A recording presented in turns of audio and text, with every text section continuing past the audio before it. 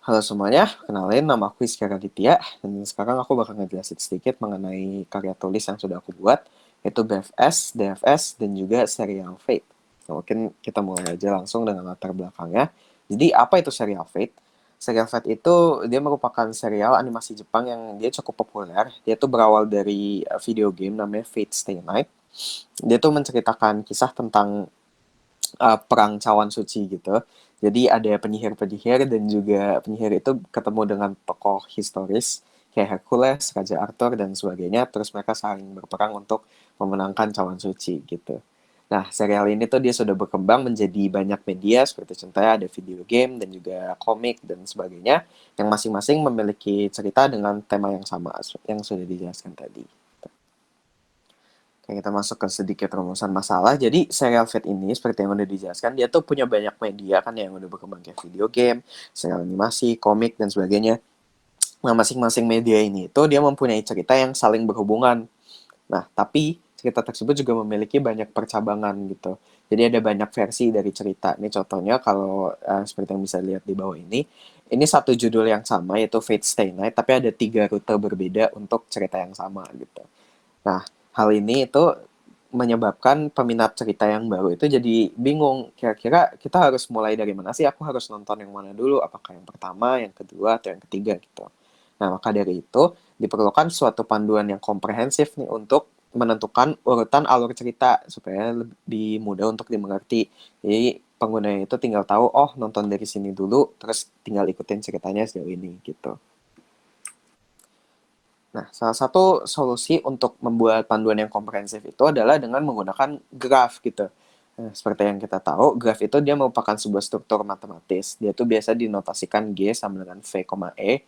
Dengan V itu menandakan simpul dan E itu menandakan sisi. Ini contoh graf yang ada di sini bisa dilihat.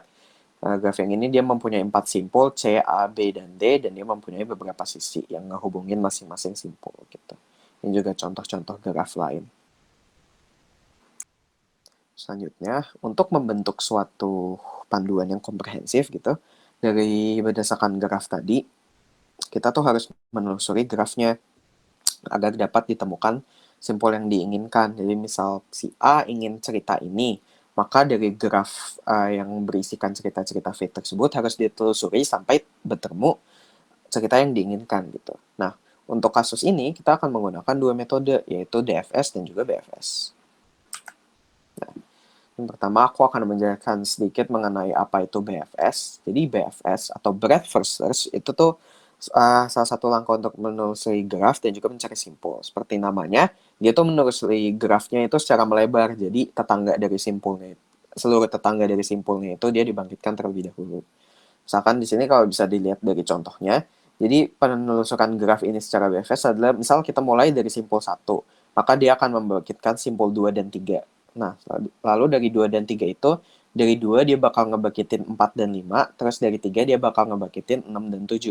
Nah, dari 4, 5, 6, 7 ini kan dia cuma bisa ngebangkitin satu itu 8. Nah, dari 4 dia ngebangkitin 8, terus habis itu dari yang lain dia nggak bisa ngebangkitin yang lain, makanya terakhir kita sampai ke 8. Jadi urutan simpul yang dikunjungi itu 1, 2, 3, terus 4, 5, 6, 7, dan 8. Selanjutnya kita ke DFS atau Depth First Search. Nah, ini dia merupakan metode lain untuk menelusuri graf dan mencari simpul. Berbedanya dengan BFS yang sebelumnya, kita menelusurinya itu secara mendalam terlebih dahulu. Dia membangkitkan tetangga dari simpul yang pertama, terus tetangga dari tetangganya, terus tetangga dari tetangganya lagi, dan seterusnya begitu. Kalau misalkan udah disampai suatu simpul yang nggak bisa dibangkitkan lagi, dia bakal melakukan backtracking ke simpul terakhir yang masih punya tetangga yang masih bisa dibangkitkan gitu.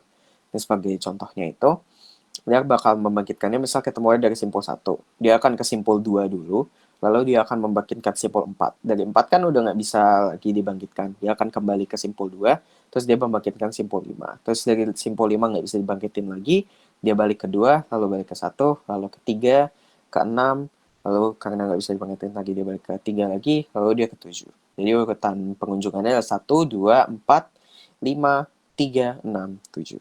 Gitu. Nah, untuk membuat suatu graf dari serial fate, maka kita perlu tahu apa aja nih yang akan dijadikan sebagai simpulnya, dan bagaimana simpul-simpul tersebut akan terhubung. Nah, untungnya bagi kita, banyak komunitas di internet yang juga sangat interest dengan serial ini, yang udah membuat garis waktu atau timeline serial Fate, yang isinya itu tentang cerita-cerita yang terjadi dan percabangan-percabangan dari timeline berdasarkan cerita-cerita yang terjadi gitu. Ini kalau bisa dilihat ya, ada banyak kumpulan ceritanya. Nah, kita akan memodelkan garis waktu ini menjadi sebuah graf. Nah, berikut adalah hasil pemodelan garis waktu yang tadi ke dalam sebuah graf. Jadi graf yang sudah dibuat ini tuh dia terurut secara kronologis dengan setiap cabang-cabangnya ini dia menandakan percabangan dari garis waktu sesuai yang tadi ya. Oke. Ini juga pemodelan graf yang lainnya, tapi yang ini dilakukan dalam program sederhana yang ditulis menggunakan bahasa C#. Nah, ini sebagai percobaan kita juga akan menggunakan contoh kasus. Simpul yang digunakan adalah dari simpul Age of Gods sampai ke ini Fate Stay Night Unlimited Blade Works. Seperti yang kita lihat tadi di garis waktunya atau di timeline, Age of Gods ini adalah secara kronologis cerita pertama yang terjadi ya, atau peristiwa pertama yang terjadi. Maka dari itu, untuk mencari cerita yang terurus secara kronologis, kita akan selalu mulai dari Age of Gods ini. Nah, kebetulan untuk BFS dan DFS, semua hasil urutannya itu dia akan menghasilkan yang sama, yaitu bisa dilihat Age of Gods, First Holy Grail War, Second Holy Grail War, Third Holy Grail War, Fate Zero, terus ke Lord Elmeloy Case Files, terus ke Fate Stay Night, dan terakhir kita ke Fate Stay Night Unlimited Blade Wars. Ini ceritanya udah terurut secara kronologis. Nah, yang membedakan dari BFS dan DFS itu adalah dari waktu yang digunakan untuk mengeksekusi program dan juga banyaknya simpul yang dikunjungi. Ini seperti yang bisa dilihat di sini. Jadi total simpul yang dikunjungi dengan metode BFS itu ada 31 dan total simpul yang dikunjungi dengan metode DFS itu ada 22. Jadi waktu yang dimakan juga lebih cepat di DFS ya. Kalau yang di BFS dia 2,992 milisecond, dan kalau yang di DFS dia 1,9942 milisecond. Nah, jadi kesimpulannya, garis waktu dari serial Fate itu dia kan sudah komprehensif secara kronologis. Dia dapat dimodelkan menjadi sebuah graf yang nantinya dapat ditelusuri untuk membuat sebuah panduan yang bisa diikuti oleh peminat cerita baru.